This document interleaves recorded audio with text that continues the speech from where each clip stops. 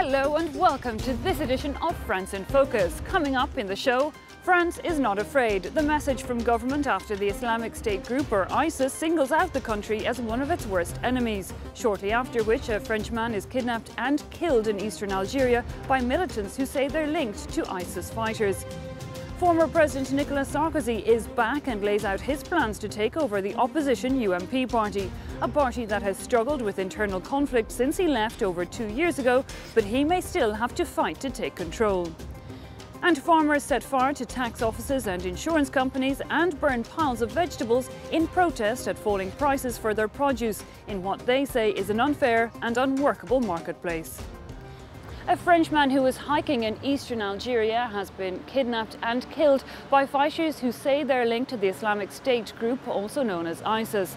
The abduction came as ISIS called for attacks on Westerners, notably the French. Their focus on France coming after it carried out airstrikes on ISIS bases in northern Iraq. The government here, however, says it will not cow down in the face of terrorism and will continue to play a role in the fight against the group. Black ribbons to show that France is in mourning. On Wednesday, the 24th of September, the country learned of the death of mountain guide Hervé Gourdel in Algeria. Notre compatriote Hervé Gourdel a été Our compatriot Hervé Gourdel has been assassinated by a terrorist group. A shameful, cruel, disgraceful act. Hervé Gourdel est mort. Hervé Gourdel died because he was French. Because his country, France, is fighting against terrorism. But this attack will only strengthen my determination. Et cette agression ne fait que la renforcer. The tragedy began unfolding on the 18th of September when France announced it was taking action against the Islamic State organization in Iraq. J'ai réuni le Conseil de défense. I met with the Defense Council and have decided to respond to the Iraqi authorities' request and provide aerial support. The next day, France launched its first airstrike. Then, on Saturday the 20th of September, Hervé Gourdel was kidnapped in Tizi Ouzou, Algeria. The jihadists who abducted him call themselves the soldiers of the Caliphate. They've pledged allegiance to the Islamic State organization. On the 22nd of September, that group threatened France and French citizens directly, calling for their murder. Gourdel's kidnappers responded to that call. They gave the French government an ultimatum, saying it had 24 hours to cancel the operation in Iraq or Gourdel would be killed. France's response was unambiguous. We will not bow to any blackmail, any pressure, any ultimatum, no matter how appalling and contemptible. This is the treachery of terrorism, to resort to threats, to blackmail, to death. If we yield, if we retreat 1 inch, we give them victory. The next day, Gourdel was dead.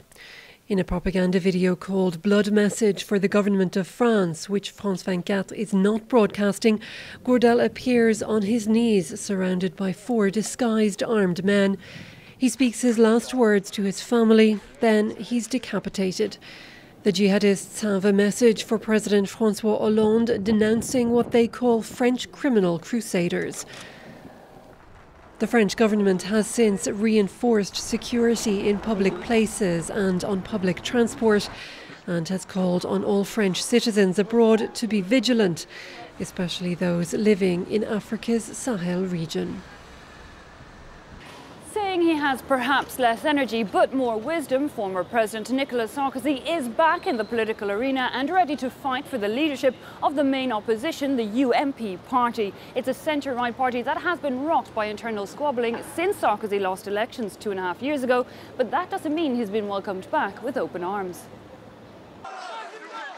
His first rally in 2.5 years, Nicolas Sarkozy has jumped back into the political fray. As he seeks the top spot of the UMP party, he's already in attack mode, targeting his now unpopular successor, François Hollande. Halfway through his mandate, we can only say it's been flawless. We expected worse, so from that point of view at least we haven't been disappointed.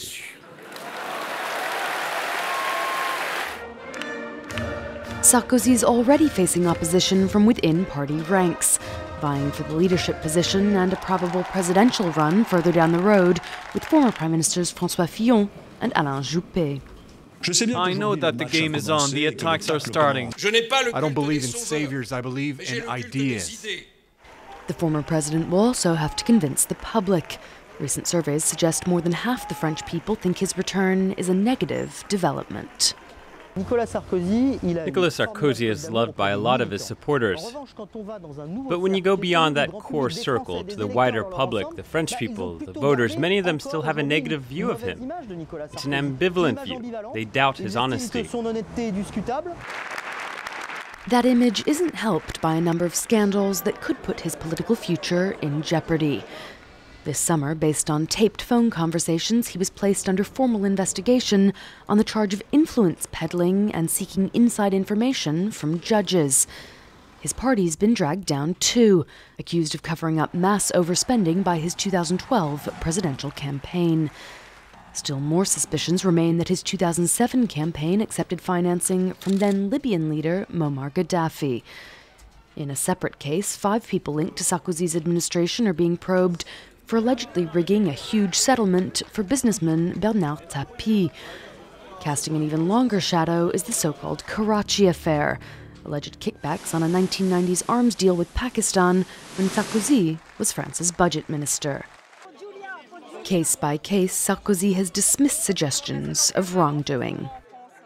Would you credit me with at least a bit of intelligence? If I had anything to be ashamed of, if I was scared, would I come back?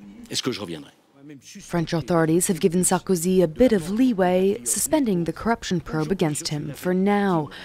But it, like other skeletons in his closet, could come back to haunt him, potentially disrupting his path back to the top.